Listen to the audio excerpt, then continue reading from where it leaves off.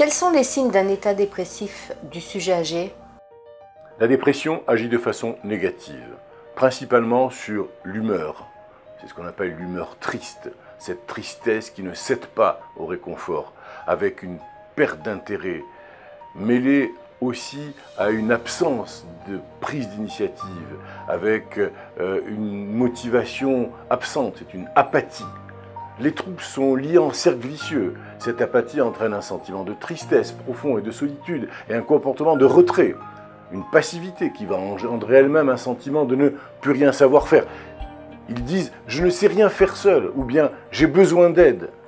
Mais l'anxiété et la tristesse peuvent contribuer également à l'isolement social. Enfin, d'autres signes peuvent être présents, à des degrés divers.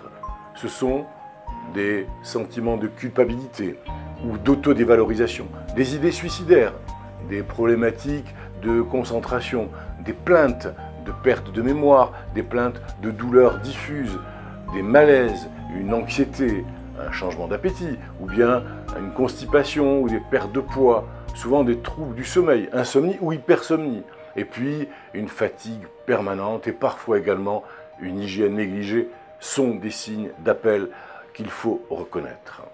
J'insiste, la dépression des personnes âgées est une maladie grave, répandue, qui doit être diagnostiquée et qui réclame une prise en charge adaptée. Les troubles sont actuellement trop rarement exprimés, souvent négligés tant par la personne que par l'entourage.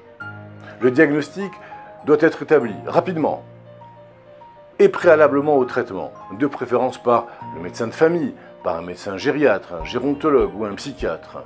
L'entourage devra être en mesure de témoigner de l'existence des troubles cités, de leur caractère et de leur évolution dans le temps.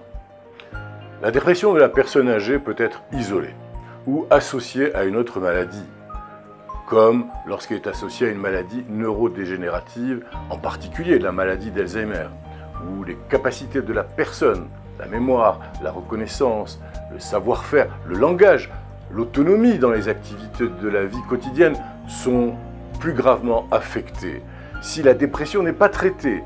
Or, 50% des personnes atteintes de ces maladies neurodégénératives souffriraient aussi de dépression. Il faut aussi savoir que l'entourage très sollicité est également plus souvent sujet à dépression.